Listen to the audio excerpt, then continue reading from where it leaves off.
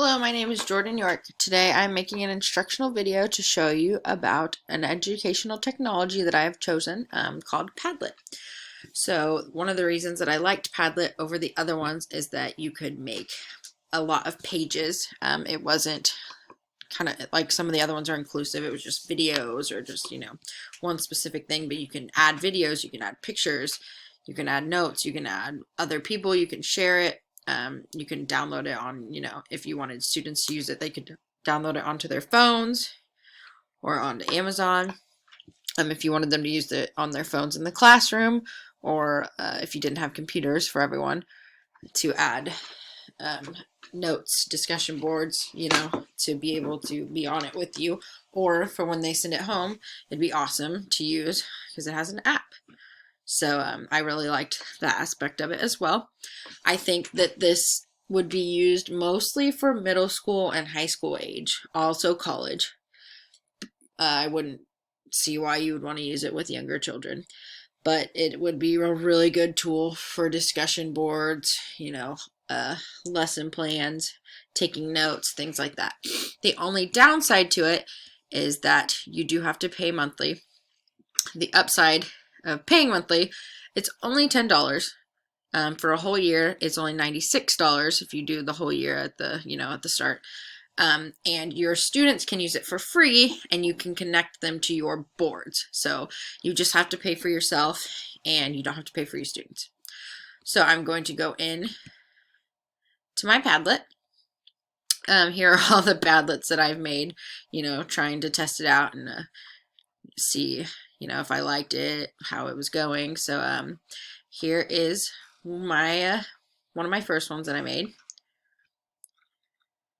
So this is the one that you could do a discussion board on.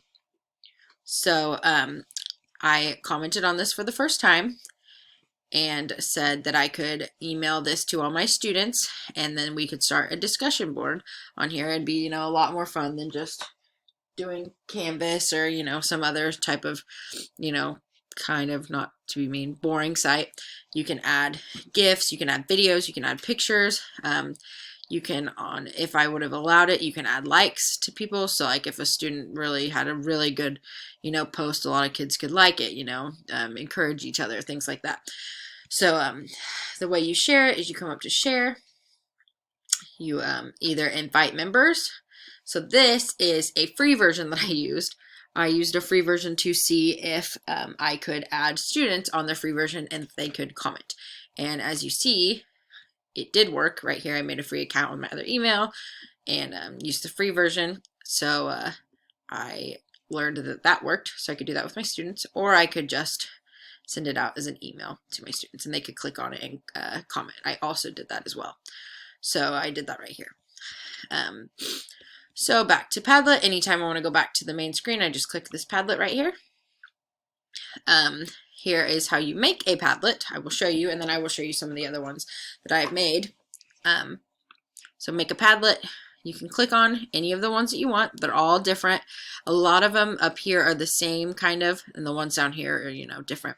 So one of the ones that I really like is Timeline. So I could use this, in middle school, like if I wanting to do K through 6. So if I have a if I have a 6th grade class and I'm doing, history or anything like that, I can just, go on here and make a timeline. So I just change the name, the title to whatever I want. So I'm just going to put timeline made by me. For fun, I can add an icon. So like, let's say my history lesson was about somewhere cold. I could make it fun and, add a little cold icon. So then after that, you can mess with the appearance. If I wanted to change the wallpaper, you can make it anything you want. I could make it notebook, to make it kind of look like a lesson. You can change it to tons of other things. You can change the font, the colors. One thing that I really like is that you have to require approval. So if I want my students to be able to comment on anything, I have to hit require approval, or other than that, they can just comment, anyone can comment on whatever they want. But if I do to make sure it has to require approval, I have to approve it either on here or through email. Also, if I was having my students, if I didn't want to go through and approve everything, which I probably would just to be on the safe side, you can also do filter profanity just in case any kids put anything bad. It just replaces them with nice emojis, which is a really cool, concept. So then you just hit next once you're done, building your board. Then start posting. So you just hit the plus sign. On every one, there's a plus sign. All boards are different, but the way you add is plus. So like I could start with the year 1970. Something happened here. I write all about it. I can choose an image to support it, a video about it. Like 1970, here's one about a car in 1970. I could do a GIF about 1970. Then you can add audio if you want, or web, so that's a really cool aspect. It's a different way than just making like a normal PowerPoint. You can have this cool thing you can put up on your board of a timeline of events. Okay, so that was one of my favorite ones. I will go back now and show you some of the ones that I've made since I showed you how to make a Padlet. You make all of them the same, that same instructions that I showed you. So we're going to go back. Another one that I really like is maps. So there's a map one. So I, just playing around with it, put a couple of places that are important to me because, that's all I could think of. So I just picked a spot by hitting the plus sign like I told you. You just type in a spot, Pittsburgh, California. There we go. And then I just put something about it here. I can add, an image if I want. Here's an image from there. So I can add whatever I want. You scroll in and out to see the places. You can grab it and move it. Here is some of the places that I did just for fun, so you just see you have the marks on the map. You just click on it. Like Eureka Springs, one of my favorite places.